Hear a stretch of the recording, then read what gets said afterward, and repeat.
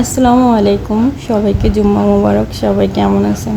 অনেক দিন পরে আজকে একটু ভালো লাগতেছে, মানে মন থেকে একটু ভয়ভীতি সরে গেছে, 80%ই সরে গেছে। 100%-এর মধ্যে 80% সরে গেছে, আর 20% রয়ে গেছে। যেহেতু জেল থেকে সবাই আদার্স পার্টি যারা তারা সবাই বাইরে বের হয়ে গেছে, এখন একটা বাইরে বের হইলে এখন একটা আতঙ্ক, কিন্তু ঘরের ভিতরে আতঙ্ক ফিল করতেছি না। তো সেজন্য আজকে একটু ভালোই ফুরফুরা ছিল, কাজকর্মে একটু গতি আসতেছে।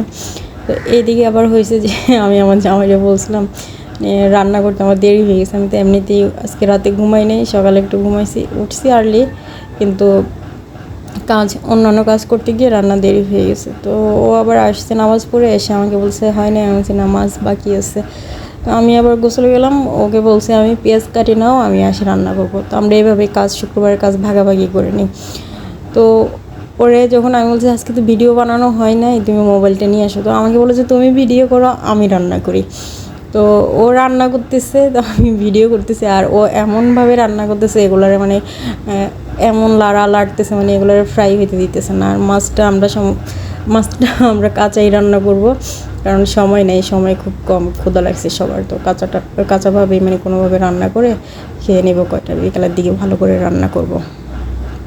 আর এই হয়েছে মাছও ভালো করে ভিজে নাই, বারবার পানি চেঞ্জ করে এগুলোর নর্মাল মুডে আনার চেষ্টা করতেছে আমার জামাই। আর আমার জামাই একটু বেশি একটু কাজ করার কথা বললে সে একটু বেশি বাড়তি কাজ করে, আমি আবার একটু শর্টকাট হয়েতে যাই।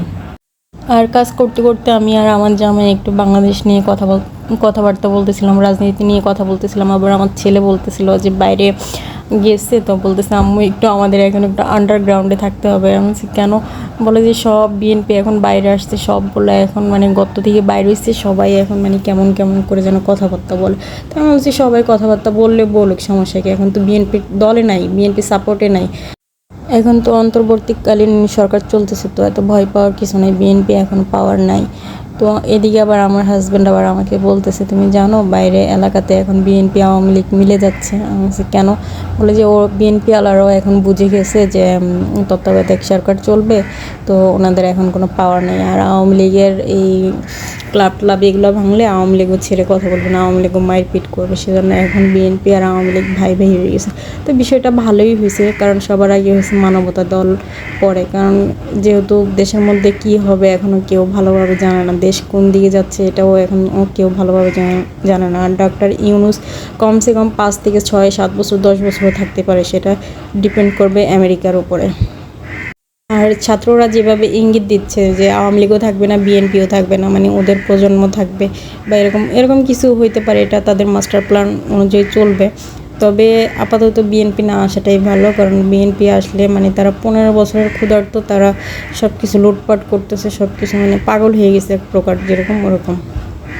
এখন মোটামুটি সবারই মাইন্ড এবং আই দোনোটাই ক্লিয়ার হয়ে গেছে, কারণ এটা যে একটা কোটা আন্দোলন ছিল না, এটা এখন সবারই ক্লিয়ার হয়ে গেছে। আর এটা আমি আগে থাকতেই বুঝতেছিলাম এবং বলতেছিলাম মানুষকে, কিন্তু অনেকে আমাকে পাগল বলছে, অনেকে অনেক কিছু বলছে, আমি ঘরে থাকি কিছু জানি না, তবে আমার বুঝার জ্ঞান বুদ্ধি আছে এতটুকু। যারা সরকারি চাকরির দাবি করে আন্দোলন করলো, এখন তাদেরকে ডক্টর ইউনূস মেডিসিন দিতেছে, শুনছেন? ডক্টর ইউনূস মেডিসিন দিতেছে, বলতেছে সরকারি চাকরি হয়েছে যে আধুনিক দাসত্ব, এখন আমরা সবাই উদ্যোক্তা হব। এর ডক্টর ইউনূসও জানে যে সবাইকে সরকারি চাকরি দেওয়া সম্ভব না, এটার একটা ক্যাটাগরি আছে, একটা লিমিটেশন আছে। তো এই জিনিসটা উনি খুব ভালোভাবে জানে এবং সেই হিসাবে মাইন্ড ক্লিয়ার রাখতেছে। আর আরেকটা বিষয় হয়েছে যে ডক্টর ইউনূস দেবদেবী মহাকাব্যের কথাগুলো কেন বলছে, যাতে সংখ্যালঘুদের আস্থাটা উনি ফিরে পান। সংখ্যালঘুরা দেশ ছেড়ে পালাইতেছে, তারা যেন দেশ ছেড়ে না যায়, তাদের উপরে আস্থা রাখি, সেজন্য সে দেবদেবীর অভিশাপ বা কাব্য মহাকাব্য এগুলো শুনাইতেছে, যাতে তার উপরে বিশ্বাস আস্থা দুটোটাই বজায় থাকে, তারা যেন দেশ ছেড়ে ভাইগা না যায়। আর মোটামুটি মনে হয় জামাত শিবির এগুলো বাদ দিয়ে দিছে, আর হেফাজত ইসলামকে রাখছে। যাই হোক, হেফাজত ইসলাম এত খারাপ না, অনেক ভালো, কিন্তু জামাত শিবির একটু ডেঞ্জারাস। তো আল্লাহ হাফিজ বন্ধুরা, সবাই বেশি বেশি করে দোয়া করবেন, দেশে শান্তি ফিরে আসুক, জনগণ শান্তিতে থাকুক।